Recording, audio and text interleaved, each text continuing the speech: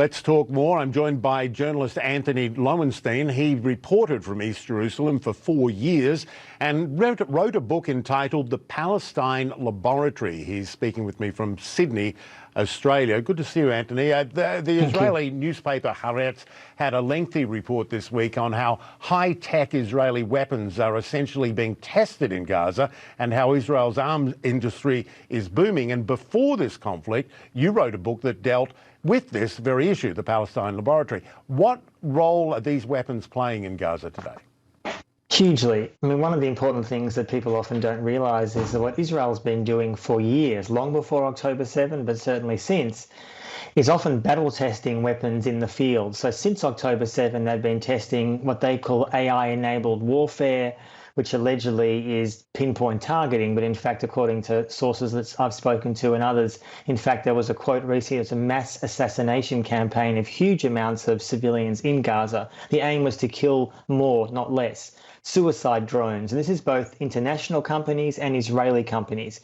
And when these weapons are being tested and used in the field, they are filmed often for social media and then they're sold internationally. So what you will imagine in the coming months and years is other nations will be interested in buying some of that technology for their own conflicts. That's essentially what the laboratory means. And it's not just weapons per se, is it? It's surveillance technology as well.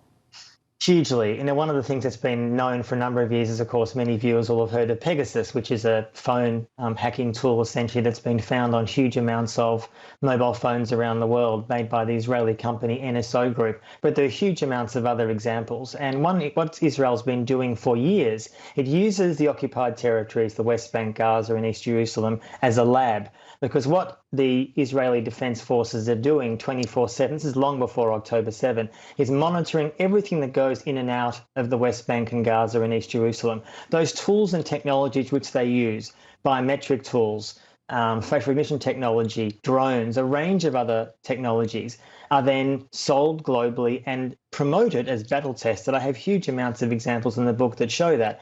So ultimately, what a lot of countries are wanting to do in their own conflicts and their own issues with minorities is to use Israeli repressive technology. But briefly, it's not just that, it's also the idea of getting away with it.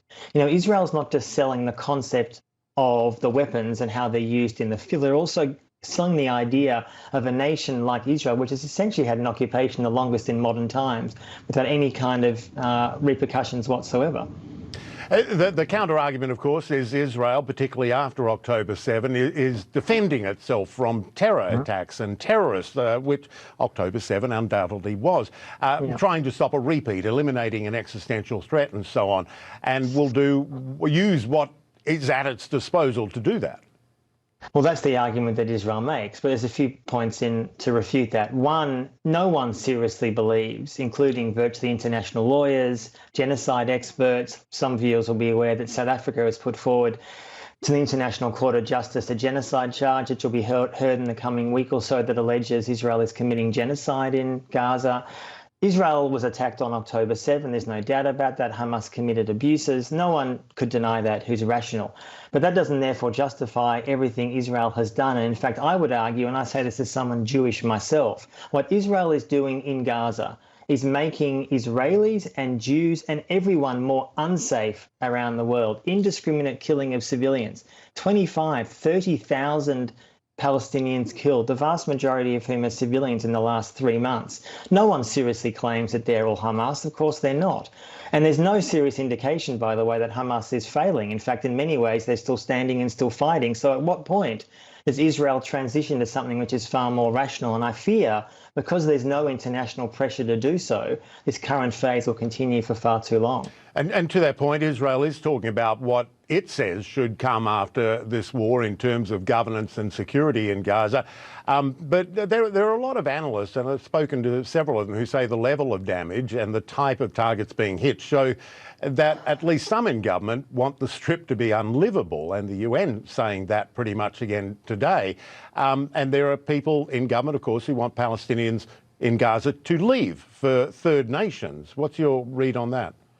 I mean, leave is a kind way. I mean, they're essentially key Israeli ministers, not just the far right, not just Ben-Gvir and Smotrich, who are far-right fanatics, but Netanyahu, many other key Israeli leaders. And also, to be clear, there was a poll 2 weeks ago amongst the Israeli Jewish public that found a vast majority of them supported the idea of so-called voluntary migration, namely finding other places for Palestinians in Gaza to go. And Israel's currently talking, from what I understand, to places like Congo and elsewhere. Now, those nations won't take huge amounts of people, but maybe 10,000 there, 10,000 here. This is no solution. But as you say, Michael, Gaza is being deliberately made unlivable. And at the end of it, the response or the result is either two things. One, endless 10 cities, which is no solution to anything, or Palestinians almost being forced to live somewhere else, either in neighbouring states or beyond. So it's a catastrophe, which, by the way, is not making Israelis safer. It's actually making them more unsafe in the long run. Antony Loewenstein, author of the Palestine Laboratory. Appreciate you making the time, Antony. Thanks. Thank you.